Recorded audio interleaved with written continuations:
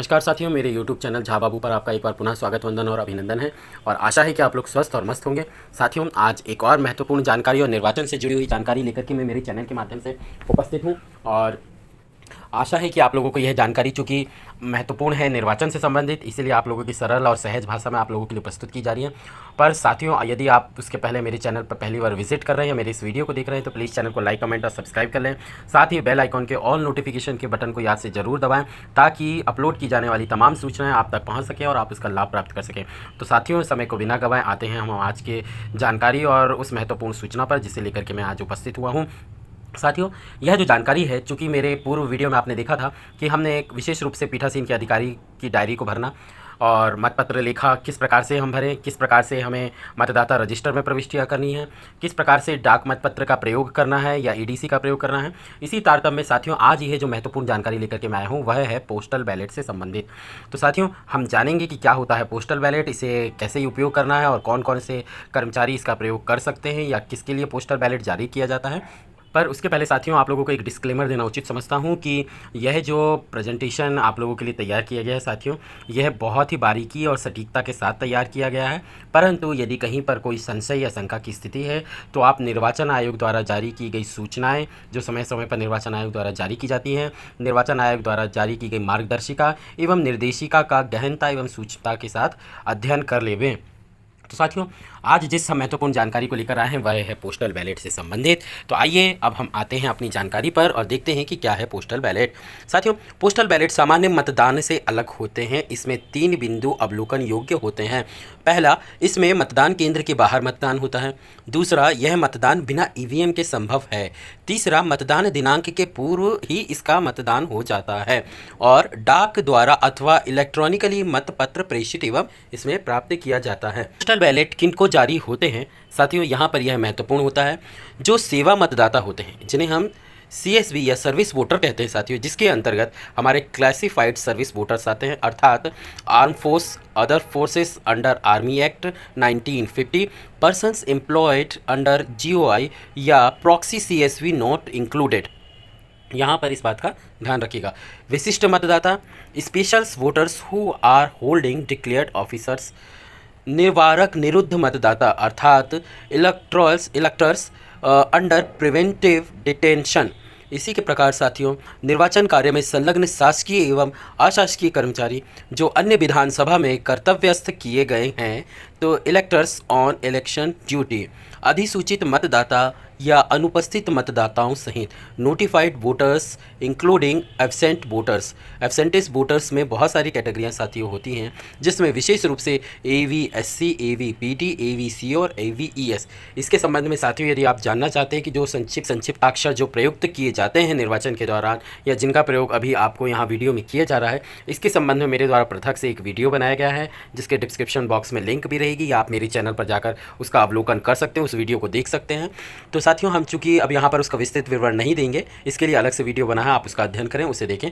Postal ballot कब तैयार होंगे, यह वीडियो पोस्टल बैलेट के लिए, इसीलिए हम इस पर फोकस कर रहे हैं साथियों। प्रत्येक विधानसभा बार अभ्यर्थी सूची 7A में तैयार होने के पश्चात पोस्टल बैलेट तैयार करने का कार्य प्रारंभ होगा। प्रत्याशियों का क्रम नोटा सहित 7A के अनुसार रहेगा। सर्विस वोटर्स जिन्हें ETPBS आवश्यक होगा, उसकी तैयारी एवं जनरेशन प्रारूप 7A फाइनल होने की 24 घंटे के अंदर करना होगा। अन्य श्रेणियों के लिए 72 घंटे के भीतर पोस्टल बैलेट प्रिंट कराना होगा। जिला निर्वाचन अधिकारी सभी विधानसभा के PV या पोस्टल बैलेट प्रिंट कराएंगे। तो यहाँ पर जो पोस्टल बैलेट जिस तरीके से होते हैं उसका नमूना प्रारूप आप लोगों के सामने प्रस्तुत है। पोस्टल बैलेट सर्विस वोटर्स जो हमारे होते हैं उनके लिए इस प्रकार से होता है। इसमें मुख्य रूप से अभ्यर्थी का नाम, फोटो एवं पार्टी का नाम रहेगा। उनका चुनाव चिन्ह नहीं होता है, इस बात का ध्यान रखें। पोस्टल बैलेट सर्विस वोटर से अन्य श्रेणी वोटर्स के लिए इसमें मुख्य रूप से अभ्यर्थी का नाम, फोटो एवं चुनाव चिन्ह रहेगा, पार्टी का नाम नहीं रहेगा। पोस्टल बैलेट आवेदन प्रक्रिया, सर्विस वोटर्स को रिटर्निंग अधिकारी स्वतः ETPV भेजेंगे। स्पेशल वोटर्स एवं निर्वाचन में कर्तव्यस्थ सेवक प्रारूप 12 में रिटर्निंग अधिकारी को आवेदन प्रस्तुत करेंगे। अधिसूचित वोटर्स प्रारूप 12D में रिटर्निंग अधिकारी को आवेदन प्रस्तुत करेंगे। इन सभी वोटर्स को मतदाता सूची में उनके नाम के सामने लाल स्याही से पीवी अंकित करेंगे।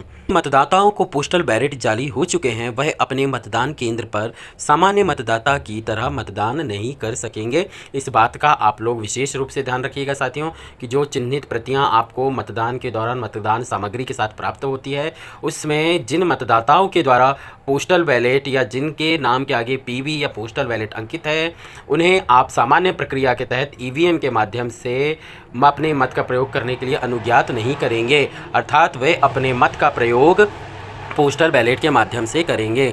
पोस्टल बैलेट में भेजे जाने वाले प्रारूप एवं लिफाफे।